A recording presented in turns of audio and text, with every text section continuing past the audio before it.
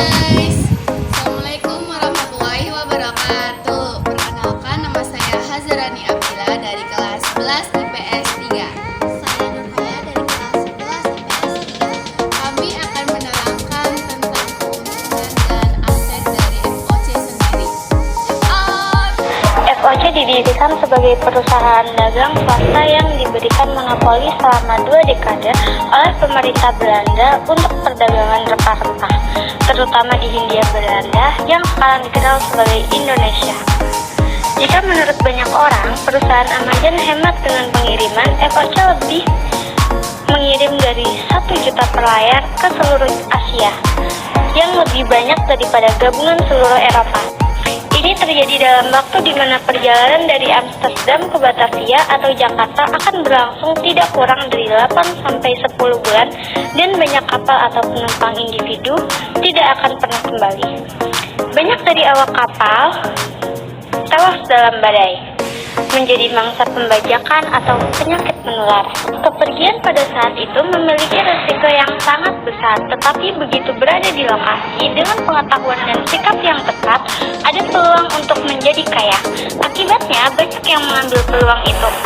Pangeran Maurits mengusulkan penggabungan perusahaan dagang Belanda menjadi FOC. FOC atau Perusahaan Hindia Timur Belanda didirikan pada Maret 1602, yaitu gabungan 4 perusahaan besar. Perusahaan besar diantaranya 1. Brabantse Compagnie, 2. Compagnie van Veer, 3. Compagnie Van de Mossen, 4. Verse Compagnie. Pemegang saham dan pemimpinnya adalah Dewan 17, yaitu sebanyak 17 orang. Dalam mendirikan FOC diberikan hak khusus atau hak konsoy, yaitu yang pertama, hak mencetak uang sendiri, 2. membentuk tentara, 3. melakukan perjanjian, 4. membangun benteng, 5. memonopoli. FOC perusahaan seperti negara. Dalam perkembangannya, kantor FOC pertama di Banten dibentuklah Gubernur Jenderal pertama, yaitu Pieter Both, yang berhasil membawa FOC sukses dan menambah kantor dagang di Ambon. Ketika dipimpin oleh J.P. Koon, FOC berhasil merebut Yogyakarta dan menjadikan Batavia sebagai kantor pusat FOC. Keuntungan FOC sangat besar karena menjual rempah-rempah sebesar 17 kali lipat di Eropa dengan kekayaan mencapai 7,9 triliun dolar.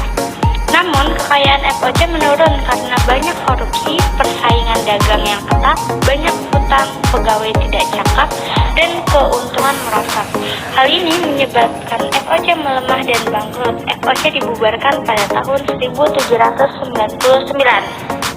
Aset kekayaan FOC dilihat dari keuntungan FOC yang sangat besar karena menjual rempah-rempah sebesar 17 kali lipat di Eropa dengan kekayaan mencapai 7,9 triliun dolar yang terdiri dari 150.000 kapal dagang, 40.000 kapal perang, 50 pekerja, dan 10.000 tentara. Kekayaan FOC berasal dari berbagai sumber, termasuk perdagangan rempah-rempah, barang-barang mewah, perbudakan, dan pajak dari wilayah jajahan mereka di Asia Tenggara. Selain itu, FOC juga memiliki armada kapal dagang yang besar dan kuat yang memungkinkan mereka mengendalikan rute perdagangan utama. Melalui kegiatan perdagangan dan pengaruh politik yang kuat, FOC menjadi salah satu entitas ekonomi terbesar pada masanya. Kekayaan FOC terdiri dari berbagai aset seperti kapal-kapal dagang, gudang-gudang, dan persediaan komoditas. Mereka memperoleh keuntungan besar dari perdagangan rempah-rempah, terutama kapulaga, pala, lada, dan cengkeh. Selain itu, FOC juga memiliki monopoli dalam perdagangan rempah-rempah dengan Hindia Timur. Semua kekayaan ini membuat FOC menjadi salah satu perusahaan paling sukses dalam sejarah, sehingga telah memberikan kontribusi ekonomi yang signifikan bagi Belanda pada masa itu.